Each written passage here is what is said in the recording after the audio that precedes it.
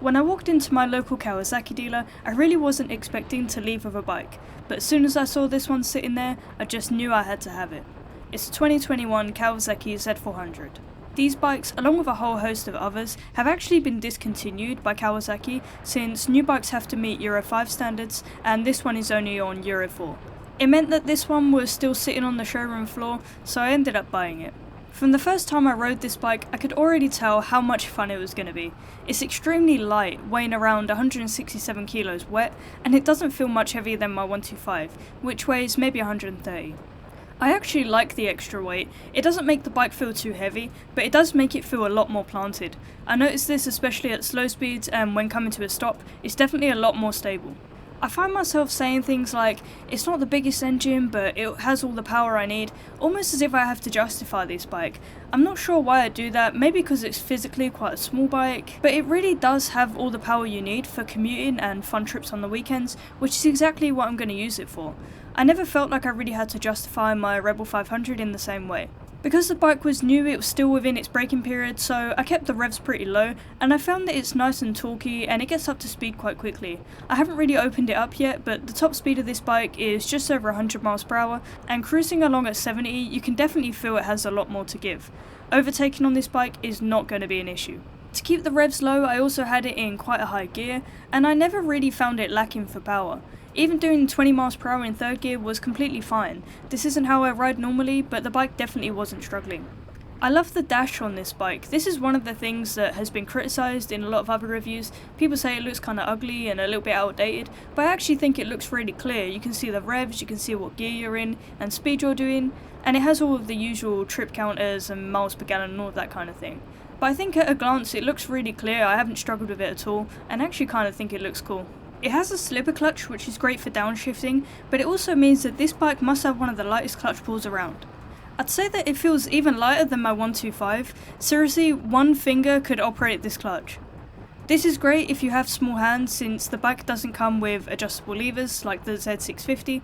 As long as you can get a couple of fingertips on the lever, you can pull the clutch in. I'm going to be showing this to everyone I see in real life. It's fantastic. The bike feels really comfortable for me. It's a mostly upright position with your toes pointing a little bit to the floor. It's a very similar position to my CBF 125, which I rode for a year, so it didn't really take much getting used to. I had the gear and rear brake lever adjusted slightly to make it a little bit easier to get my boot underneath, and I love when bikes offer these customization options. If you're a short rider, this bike is perfect. I'm 5 foot tall with a 28-inch inseam, and at stock height I could just about touch my toes to the ground on both feet. This is because the seat is extremely skinny. I've sat on bikes that are technically lower, like the Honda Monkey, but those aren't comfortable since the seat is so wide. I had my Z400 lowered by 1.6 inches or 40mm, and now I can get the majority of my foot on the floor. This is great for when you need the extra traction, like when you're reversing the bike. I'd say that if your inseam is 30 inches or more, you can probably flat foot this bike. I can't really comment on how taller riders might fit, but I do know that Kawasaki make a taller seat for it, which might be helpful if you need a bit of extra legroom. In terms of things I don't love about the Z400, I'll start with the obvious. It's a naked bike. The first time I got it up to 70, I was blasted with a huge amount of wind. For short journeys this isn't too bad, but I can't imagine how you'd ride for hours like that. For my use case, I think a taller windshield would probably do the trick, but if you're planning on doing a lot of long distance touring, you might want something with a few more fairings. The seat is okay for softness, but it's slanted down so it kind of forces you into the tank. This causes my levers to bunch up and dig into my legs, which is pretty uncomfortable. I find myself shifting my weight around quite often and sliding back higher up the seat to get away from that fuel tank. I'm not really sure what will solve this, whether it's a new seat or maybe a different seating position for me. I'm going to wait at least a month before making any big changes like changing the seat, so I can really decide what I want. Maybe this is something that I'll just get used to in time. I have heard other reviewers mention this issue too, so I do wonder how other people got around this. The mirrors are pretty bad. They're not as bad as the ones on my Rebel, but I still have limited vision out of them. I was kind of spoiled with my CBF 125. The mirrors are huge and very clear, and this is a little bit different. I don't think they look ugly. I've heard some people say that. I think they look kind of cool and they suit the bike, but I definitely wouldn't want to rely on them in terms of visibility. At decent speeds, they vibrate quite a lot. You can still see out of them, but not very clearly. I'm quite a small person, so I can see behind me, but if your shoulders are any broader than mine, you're probably not going to see much, apart from staring straight at your arms. I find the left one really hard to adjust, and I'm not sure if this is because it's new or because there's something wrong with it. The part at the end where the glass is barely moves, while the right one does. This means that I can't really adjust it to get a better view. It's something I need to look into.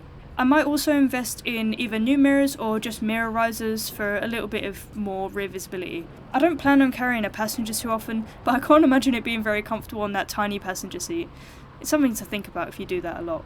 As for other mods, I've already added some RNG frame sliders. No way am I letting this bike touch the ground without some kind of crash protection. I got these added before I even rode it. They were a little bit expensive, but I think crash protectors are definitely worth it for when you got a nice bike.